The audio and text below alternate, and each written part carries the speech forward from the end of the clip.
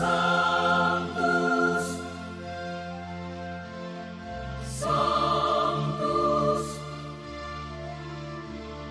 Sanctus Dominus Deus Sabaoth. Salam jumpa kembali saudara-saudariku yang terkasih dalam Tuhan kita Yesus Kristus. Salam sejahtera untuk kita semua. Berkat Allah yang Maha Kuasa senantiasa menyertai kita. Marilah kita mendengarkan dan merenungkan bacaan-bacaan kitab suci hari Sabtu tanggal 3 Agustus tahun 2024. Dalam nama Bapa dan Putra dan Roh Kudus. Amin.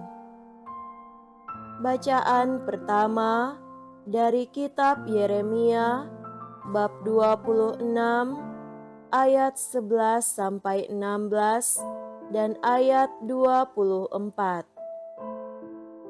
Setelah Yeremia ditangkap karena nubuat yang disampaikannya, para imam dan para nabi berkata kepada para pemuka dan seluruh rakyat, "Orang ini patut mendapat hukuman mati, sebab ia telah bernubuat tentang kota ini, seperti yang kalian dengar dengan telingamu sendiri."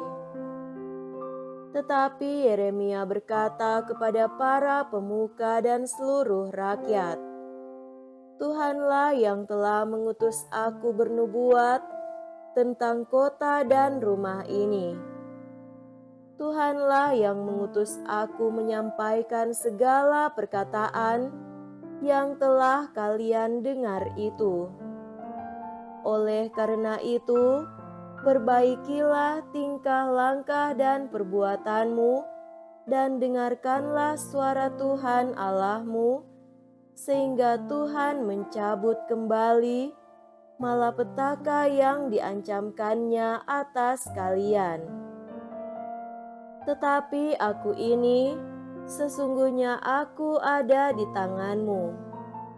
Perbuatlah kepadaku apa yang baik dan benar menurut anggapanmu. Hanya ketahuilah sungguh-sungguh bahwa jika kalian membunuh aku, maka kalian mendatangkan darah orang tak bersalah atas dirimu dan atas kota ini beserta penduduknya. Sebab Tuhan benar-benar mengutus aku kepadamu untuk menyampaikan segala perkataan ini kepadamu." Lalu berkatalah para pemuka dan seluruh rakyat itu kepada para imam dan para nabi, "Orang ini tidak patut mendapat hukuman mati, sebab ia telah berbicara kepada kita demi nama Tuhan Allah kita." Maka Yeremia dilindungi oleh Ahikam bin Safan, sehingga ia tidak diserahkan ke dalam tangan rakyat untuk dibunuh. Demikianlah sabda Tuhan. Syukur kepada Allah. Semoga Tuhan beserta kita sekarang dan selama-lamanya. Inilah Injil suci menurut Matius. Dimuliakanlah Tuhan.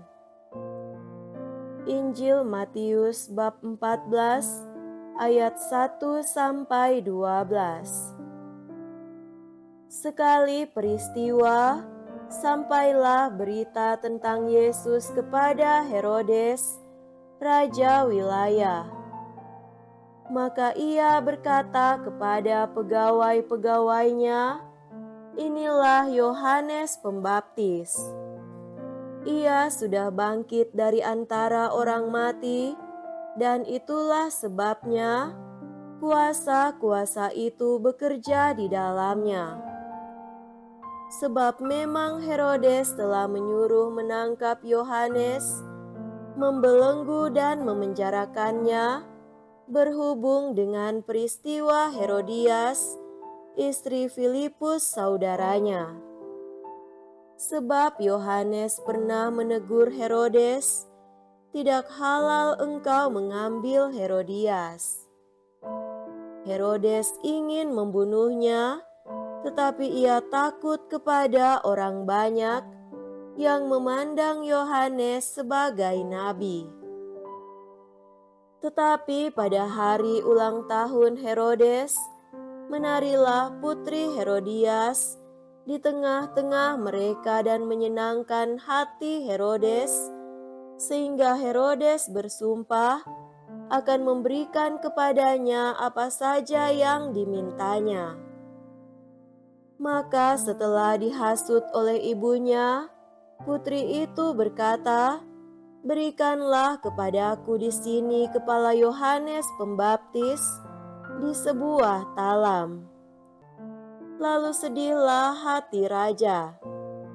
Tetapi karena sumpahnya dan karena tamu-tamunya, diperintahkannya juga untuk memberikannya.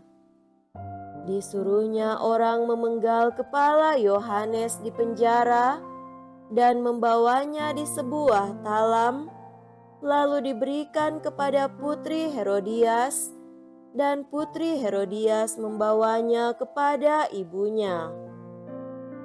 Kemudian datanglah murid-murid Yohanes Pembaptis, mengambil jenazah itu dan menguburkannya. Lalu pergilah mereka memberitahu Yesus. Demikianlah sabda Tuhan. Terpujilah Kristus.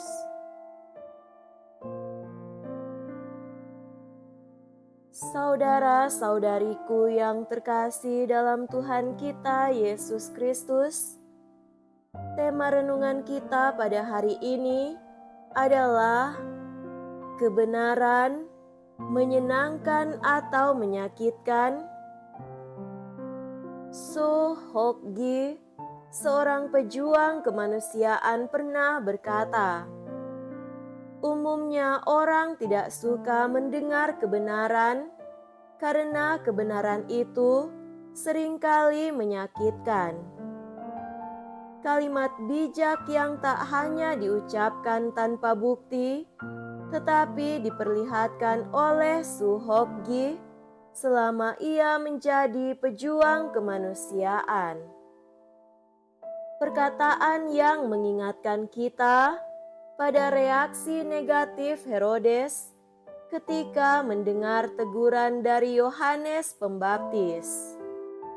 Saudara terkasih, Injil hari ini menceritakan kematian Yohanes Pembaptis oleh Herodes.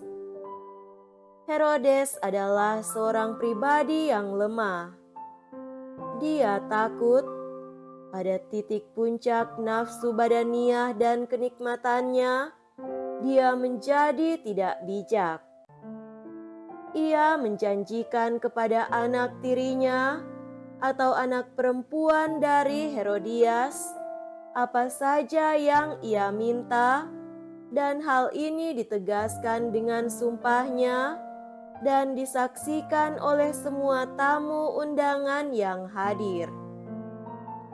Hal inilah yang menjadi pemicu peristiwa pemenggalan kepala Yohanes Pembaptis.